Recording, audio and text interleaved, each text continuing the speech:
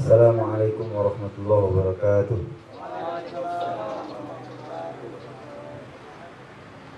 Bismillahirrahmanirrahim. Alhamdulillahirabbil alamin. Wa bihi nasta'inu ala umuri dunya waddin. Wassalatu wassalamu ala sayyidina Muhammadin wa ala alihi wa ashabihi ajma'in. Qala Allah Ta'ala fi kitabihil karim: Ya ayyuhalladzina amanu ittaqullaha wal tanzur nafsun ma qaddamat lighad wattaqullaha innallaha khabirum bima ta'malun.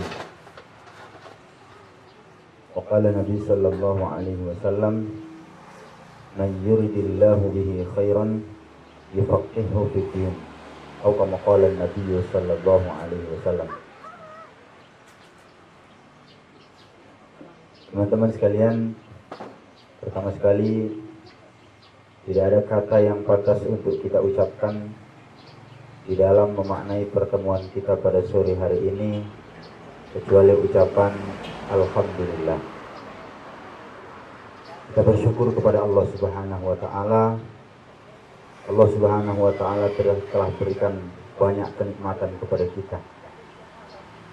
Jadi pelajaran yang pertama adalah kita bersyukur dengan mengucapkan Alhamdulillah, itu minimalnya. Dari Alhamdulillah ini juga kita dapat pelajaran bahwa seluruh apa yang kita beri, seluruh apa yang kita dapatkan adalah pemberian dari Allah Subhanahu wa Ta'ala. Cuman karena dunia ini darul asbab, dunia ini kan darul asbab, kampungnya sebab. Makanya ada sebab-sebabnya. Ada orang mengurangi makan gula, jadi nggak kena sakit gula. Itu kan sebab-sebab. Ada orang jadi pengusaha, jadi kaya raya. Ada sebab-sebab dia menjadi orang yang kaya raya. Pada hakikatnya Allah lah yang menjadikan dia kaya. Pada hakikatnya Allah lah yang memberikan dia harta, memberikan dia usia, memberikan dia pendengaran, penglihatan, perasaan. Semua Allah yang memberikan. Cuman karena dunia ini darul asbab, kampungnya sebab, orang bisa nggak dipukul tapi sakit. Nah, bisa dipukul dulu baru sakit. Itu hukum kausalitas. Orang bisa kenyang nggak kalau dia nggak makan? Nggak bisa. Itu namanya hukum kausalitas, hukum sebab akibat. Orang nggak lapar, nggak makan, ya lapar. Orang nggak tidur, ya ngantuk. Itu namanya kausalitas, hukum sebab akibat. Tapi sebab akibat ini sebenarnya tidak bisa menjadikan akibat. Sebab ini tidak bisa menjadikan akibat. Tetap yang menjadikan akibat itu adalah Allah Subhanahu wa Ta'ala. Yakin kepada sebab, syirik. Misalkan ada orang, aku nggak usah makan, aku harus makan supaya aku kenyang. Tapi yang menjadi keyakinan dia, makan itulah yang mengenyangkan. Ini syirik. Sebab yakinnya kepada makan. Makan tetap makan, tapi yakinnya tidak kepada makan, yakinnya tetap kepada Allah. Allah yang mengenyangkan. Makanan tidak bisa mengenyangkan, yang mengenyangkan siapa? Allah. Makanan mengenyangkan, berhajat kepada Allah. Allah mengenyangkan, tidak berhajat kepada makanan. Apabila Allah berkehendak, dengan makan bisa kenyang. Apabila Allah berkehendak, tanpa makan pun Allah mampu mengenyangkan. Itu Ashabul Kahfi 300 sekian tahun itu gak makan-makan, tapi kenyang aja. Siapa yang mengenyangkan mereka? Allah Subhanahu wa Ta'ala. La ilaha illallah. Jadi La ilaha itu namanya nafi. La ilaha itu namanya nafi. Tidak ada Tuhan. Tapi sebenarnya bukan hanya tidak ada Tuhan, tapi tidak ada yang dapat mengenyangkan, tidak ada yang dapat membahagiakan, tidak ada yang dapat menenangkan, tidak ada yang dapat menenteramkan, tidak ada yang dapat mengkayakan, illallah, kecuali Allah. Yang pertama itu disebut nafi. Illallah itu disebut nisbat. Jadi nafi isbat. Dalam kalimat la ilaha illallah itu ada dua, nafi dan isbat. Nafi itu meniadakan. Tiada yang memberikan kehebasan, tiada yang memberikan kekuasaan, tiada yang memberikan kesehatan, tiada yang memberikan penghargaan, tiada yang memberikan penglihatan, pendengaran, perasaan, illallah. Baru diisbatkan, ditetapkan. Kalau tadi kan nafi, meniadakan, tiada, nafikan semuanya. Baru isbatkan kepada Allah, illallah, kecuali Allah. Kalau la ilaha illallah ini masuk ke dalam hati setiap orang, setiap kita, maka jiwa kita akan merasa tenang. Inilah yang disebut ala bidzikrillahi tatma'innul qulub. Dengan mengingat Allah, hati menjadi tenang. Ya. Dengan mengingat Allah, hati menjadi tenang. Alhamdulillah, mudah-mudahan Allah berikan kepada kita semuanya ketenangan, kedamaian, ketentraman dalam kehidupan kita sampai akhir hayat kita. Amin ya rabbal alamin. Ini pelajaran yang pertama tentang alhamdulillah. Kemudian selanjutnya salawat beserta salam tetap tertuju kepada junjungan alam Nabi Agung Muhammad sallallahu alaihi wasallam dengan ucapan Allahumma shalli ala sayyidina Muhammad wa ala ali sayyidina Muhammad. Banyak-banyak kita bersalawat kepada Rasulullah sallallahu alaihi wasallam, terkhusus pada hari Jumat Sayyidul Ayyam. Banyak bersalawat kepada Rasulullah sallallahu alaihi wasallam. Kita berharap semoga kita diakui sebagai umatnya dan mendapatkan syafaat dari beliau kelak di hari di mana syafaat beliau sangat kita butuhkan. Amin ya rabbal alamin. Tema kita dunia sebentar saja, akhirat sebentar lagi. Kapan mau ngaji? Iya ketua. Memang dunia ini kan sebentar aja. Betul nggak? Ada yang bilang dunia ini lama. Barangkali ada. Tapi sebenarnya dunia ini sebentar aja. 50 tahun yang lalu kita belum ada. 5 tahun yang akan datang masih yakin masih ada? Belum tahu. Kalaupun masih ada, kita udah tua. Minum kopi udah nggak bisa, asam lambung naik. Makan udah payah, takut kolesterolnya naik. Kadang-kadang orang udah tua, giginya tinggal 2. Mau ketawa aja malu, karena nggak ada giginya. Makan salah nggak bisa. Kiri sana, kiri sini. Gol.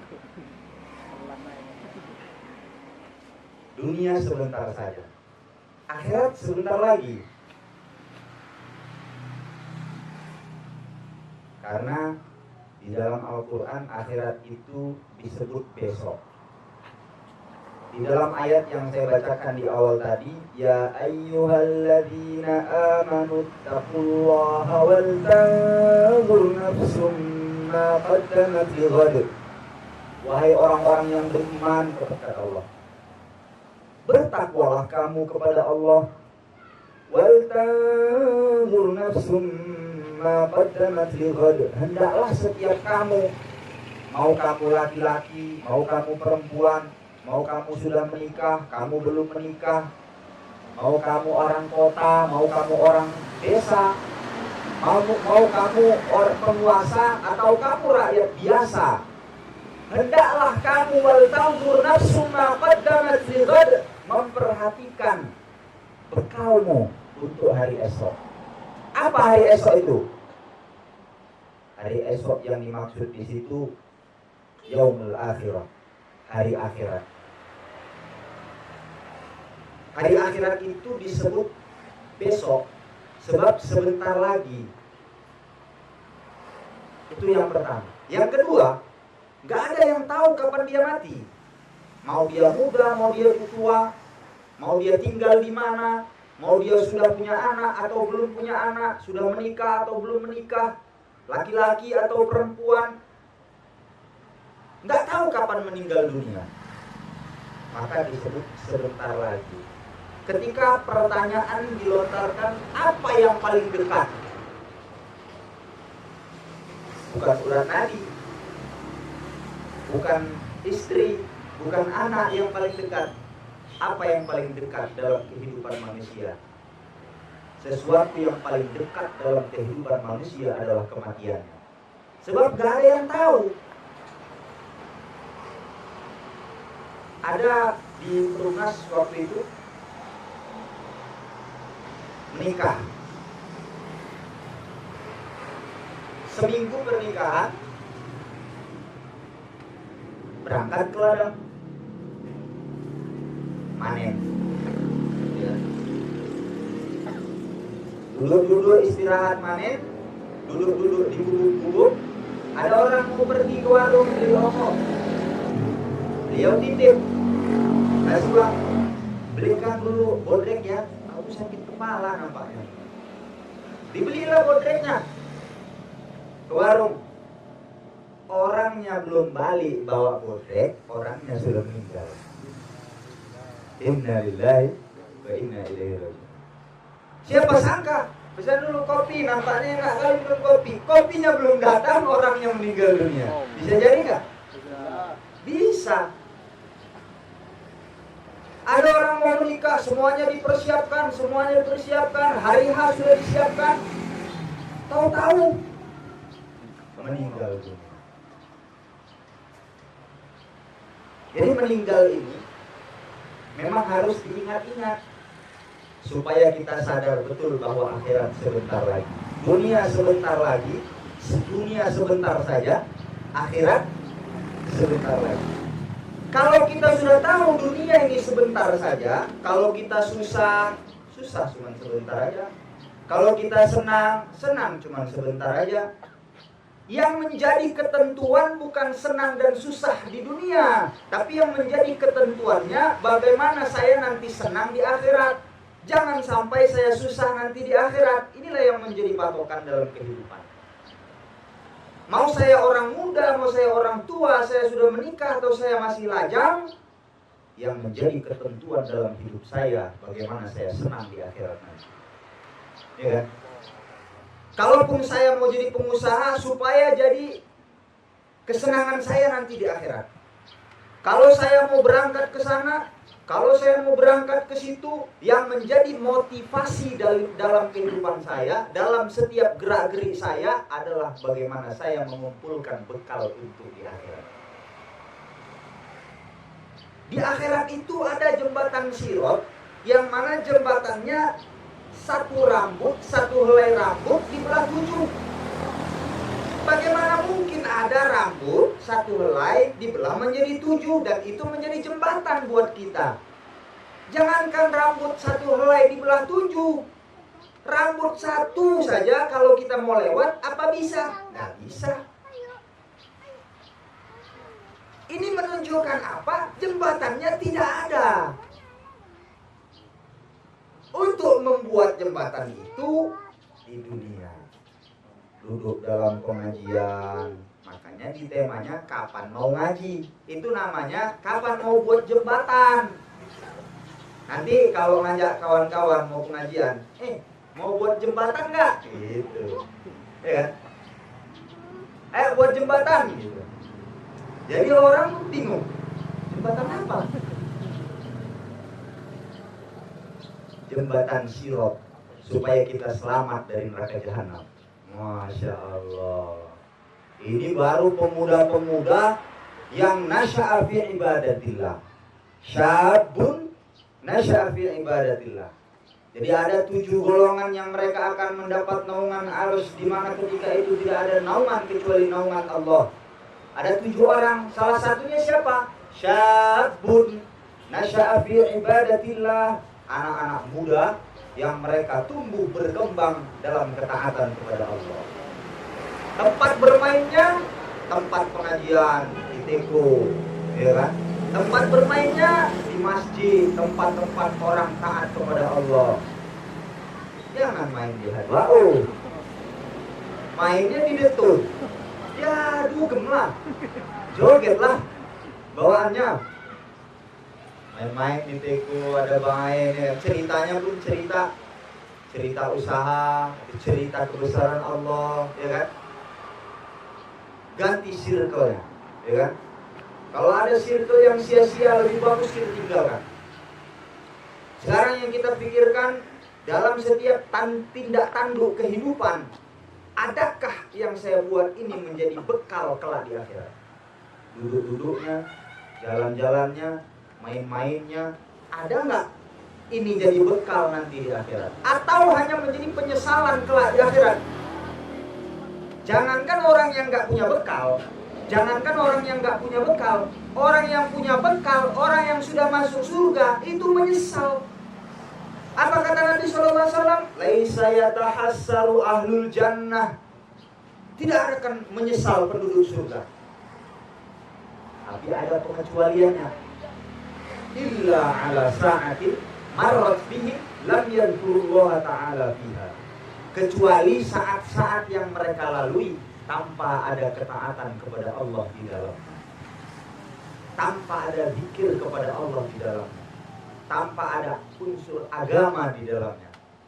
Semua yang mereka lewati tanpa ada unsur agama di dalamnya menjadi kesia-siaan dan menjadi penyesalan kelak di akhirat. Seandainya waktu-waktu itu digunakan untuk berzikir, hanya mengatakan subhanallah, Allah akan berikan satu pohon kepada dia, yang mana pohon itu besarnya, saking besarnya pohon itu, maka satu ekor unta yang tercepat di dunia memutarinya selama 70 tahun lamanya. Sekali putar 70 tahun. Berapa besar itu pohonnya? Nggak terbayang berapa besarnya.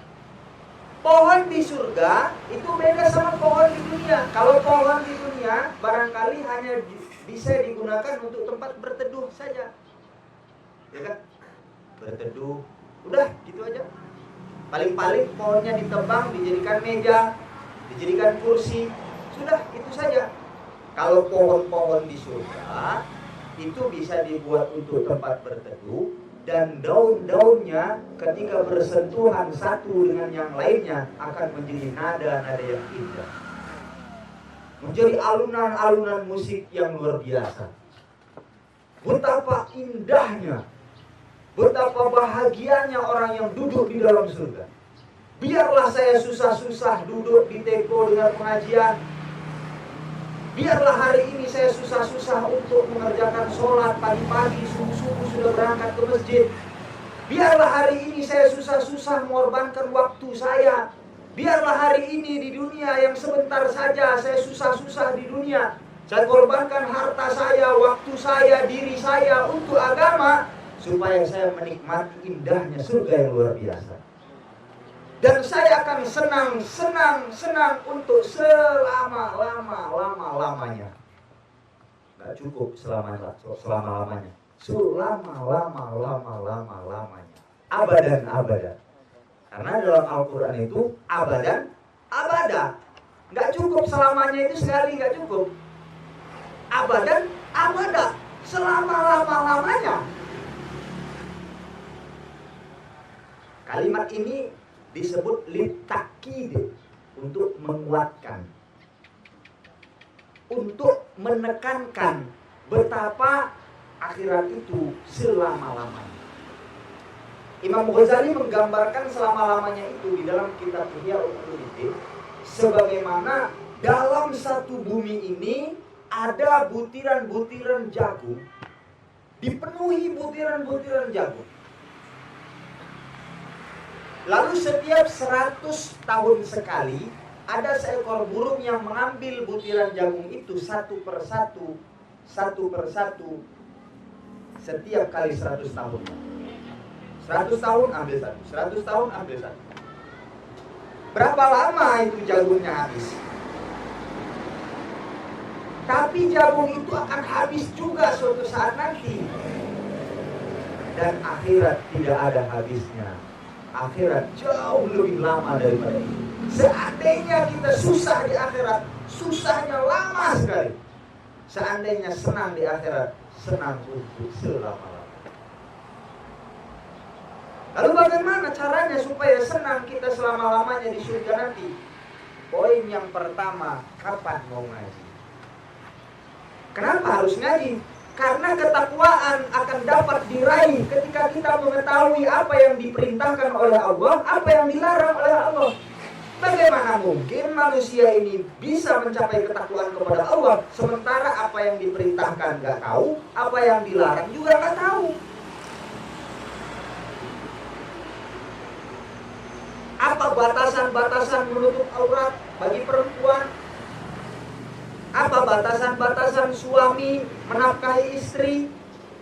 Apa batasan-batasan suami dalam mendidik istri? Bagaimana mendidik istri? Bagaimana memuliakan suami? Bagaimana memuliakan istri? Kalau kita nggak tahu, bagaimana mungkin kita akan mendapatkan tingkatan ketakwaan kepada Allah? Bimtithali awamirillah wajtinabi nawahi, menjalankan seluruh perintah-perintah Allah dan menjauhi seluruh larangan-larangan Allah Subhanahu wa ta'ala. Alhamdulillah ada BBH Bagan Batu Hijrah sebagai wadah untuk tempat kita mengaji, mengkaji ilmu agama, supaya kita mengetahui apa-apa yang diperintahkan oleh Allah dan apa-apa yang dilarang oleh Allah. Termasuk diantaranya dalam keyakinan tadi, bahwa yakin kepada makan yang bisa mengenyangkan itu dilarang dalam agama. Keyakinan tetap hanya kepada Allah, tapi saya tetap makan. Sebab makan itu wajib, ditinggalkan haram. Kalau diyakini menjadi syirik. Yakin kepada asbab syirik, meninggalkan asbab haram. Jangan nggak makan, yang mengenyangkan Allah. Terus nggak makan-makan ya, dia lapar. Yang memberikan rezeki kan Allah, gak kerja, itu pemalas. Yakin kepada Allah, yakin kepada pekerjaan dilarang, yakin kepada makanan dilarang, yakin kepada harta yang membahagiakan dilarang. Sebenarnya yang membahagiakan itu bukan harta. Pada hakikatnya dialah Allah yang memberikan kebahagiaan. Dialah Allah yang memberikan kehebatan. Dialah Allah yang memberikan kekuasaan. Dialah Allah yang memberikan segala-galanya. Dialah Allah Tuhan kita. Tuhan yang menciptakan alam semesta, 7 petala langit dan 7 petala bumi dan beserta apa yang ada di dalamnya. Harusnya kita tunduk dan patuh kepada Allah yang menciptakan kita semua. Kalau hari ini ada orang yang baik sama kita segan betul sama orang itu. Kalau dia selalu ngasih uang sama kita, jangankan ngasih uang, ngasih job aja. Segan kita sama dia, takut-takut kalau nanti nggak dikasih job lagi. Segan kita. Famadun hukum birabbil alamin. Lalu bagaimana sangkaanmu kepada Allah? Dia yang memberikan kepadamu penglihatan. Apa enggak takut penglihatannya dicopot? Dia yang memberikanmu pendengaran. Apa enggak takut pendengarannya diambil? Dia yang memberikanmu pembicaraan. Apa enggak takut nanti dijadikan bisu? Allah yang memberikan kita fasilitas dalam kehidupan. Tapi banyak perintah-perintah Allah yang kita tinggalkan, larangan-larangan Allah yang kita langgar. Maka dalam kesempatan sore ini, mudah-mudahan waktu yang singkat ini menjadi renungan bagi kita semua, khususnya kepada diri saya sendiri, untuk menjadi pribadi yang lebih baik lagi di hari ke depannya. Amin ya rabbal alamin. Dan kita saling mengingatkan satu sama lain. Wa dzakir fa inna dzikratan faul mu'minin. Berilah peringatan. Sesungguhnya peringatan itu bermanfaat bagi orang-orang beriman. Mengingatkan itu bukan berarti kita ini soleh betul. Bukan karena kita ini sudah baik sekali. Tapi mengingatkan itu supaya kita tambah kuat di dalam mengamalkan apa yang kita sampaikan. Makanya kata Allah dalam Al-Quran, ya ayyuhalladzina amanu taqullaha wa qulu qawlan sadida. Wahai orang-orang yang beriman, ucapkanlah perkataan yang baik. Perkataan yang baik itu apa? Perkataan yang baik itu dalam ayat yang lain, wa man ahsanu qawlan mimman da'a ilallah. Tidak ada ucapan orang yang lebih baik daripada ucapan mengajak manusia taat kepada Allah.